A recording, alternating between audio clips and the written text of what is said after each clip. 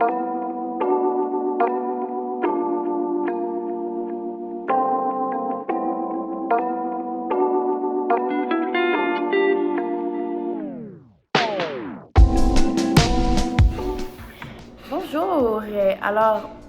aujourd'hui je vais vous parler du crawl. Le crawl est la principale nage qu'on va apprendre lorsqu'on va prendre des cours de natation. C'est la première nage dans le fond qu'on va apprendre aux jeunes surtout, parce que c'est la plus efficace, c'est la plus rapide, puis c'est la plus facile. Je vais vous expliquer un peu des trucs et astuces pour le crawl afin de faciliter votre nage, pour économiser votre énergie puis aller plus rapidement aussi.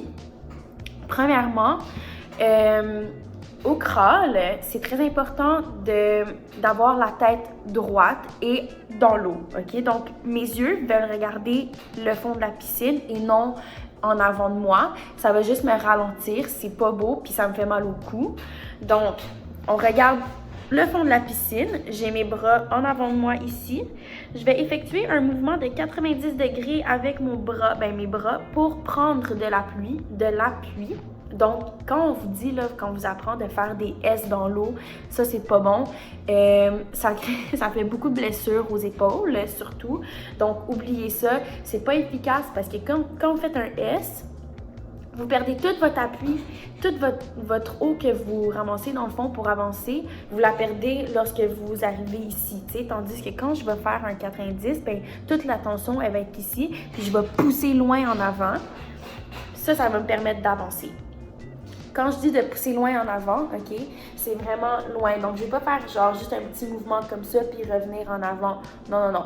On veut vraiment faire un 90 degrés ici.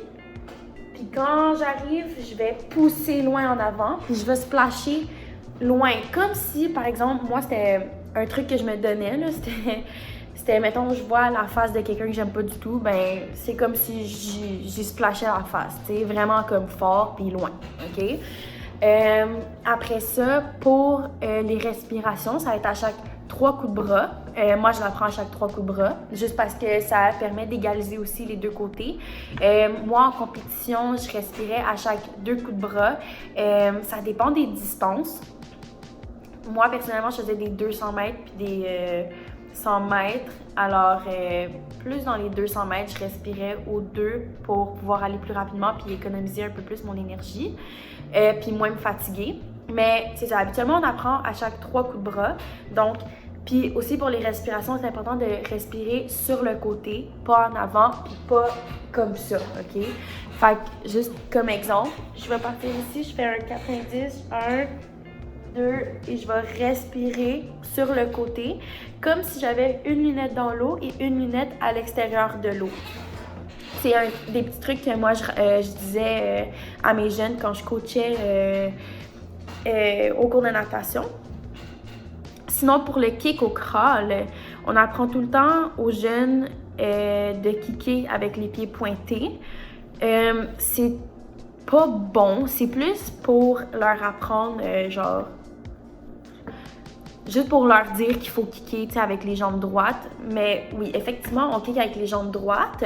On ne kick pas les pieds flexés ni les pieds pointés. On veut que notre cheville soit flexible et lousse. C'est ça qui va nous permettre de vraiment prendre plus d'eau. Parce que si, mettons, mon pied est flexé, mais il n'y aura pas d'eau qui va pogner dans mon pied. Puis ni quand je vais avoir les pieds pointés. Fait que c'est ça. Sinon, un petit truc pour augmenter votre vitesse, ça serait respirer au 3. Ça, c'est un bon départ parce que ça va vous permettre d'économiser beaucoup d'énergie, surtout dans les longues distances. Ensuite, faut avoir un kick constant au crawl parce que sinon, c'est sûr, on va se ramasser un peu comme ça, tu sais, dans l'eau, ce qui est pas très idéal. Puis, je pense que c'est pas mal ça pour le crawl.